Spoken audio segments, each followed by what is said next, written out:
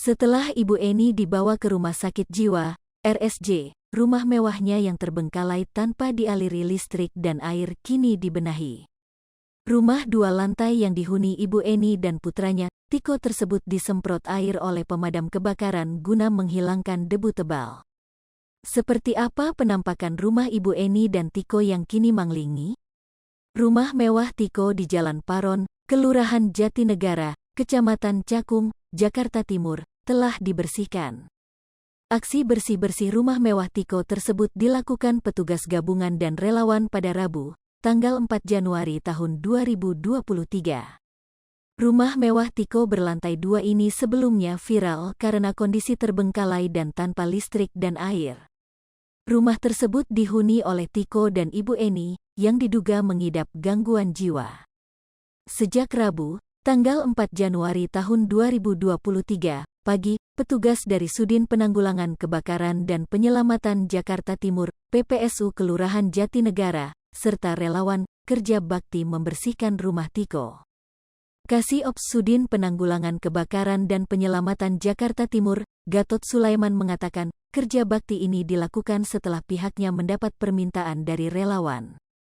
Dalam kerja bakti rumah Tiko ini, Sudin Penanggulangan Kebakaran dan Penyelamatan Jakarta Timur mengerahkan sebanyak 12 personel dan juga 1 unit mobil pompa kapasitas 4.000 liter. Kerja bakti dilakukan dengan menyemprotkan air dari unit mobil pompa ke seluruh area rumah. Lalu baru dibersihkan oleh anggota Damkar, PPSU, dan relawan menggunakan perabot rumah tangga. Gatot menuturkan, dalam proses kerja bakti pihaknya tidak menemui kendala. Hanya saja, untuk pembersihan bagian langit-langit rumah tidak disemprot langsung agar tak merusak bangunan. Sementara untuk rumput dan tanaman liar di halaman rumah mewah Tiko dipangkas jajaran PPSU Kelurahan Jatinegara. Sehingga kondisi bangunan rumah Tiko kini sudah lebih baik dari sebelumnya. Ketua RT 06 RW 02, Kelurahan Jatinegara, Noves menuturkan, rumah Tiko setidaknya terbengkalai sejak tahun 2010. Tepatnya selepas ayah Tiko pergi keluar kota dan tak kunjung kembali. Kepergian ayah Tiko tersebut diduga membuat kondisi psikologis Eni terganggu. Sehingga ia enggan menggunakan listrik dan air selama tinggal di rumah. Tiko pun sempat menjual perabot rumah untuk memenuhi kebutuhan biaya hidup. Ia juga pernah menjadi operator warung internet, warnet, hingga akhirnya menjadi petugas keamanan di wilayah RT 006 RW 002. Sebelum kasus viral, petugas Sudin Sosial Jakarta Timur sempat berupaya membawa Eni ke fasilitas kesehatan.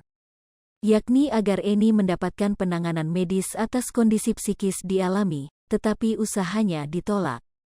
Hingga akhirnya setelah kasus mencuat, petugas Sudin Sosial Jakarta Timur kembali datang.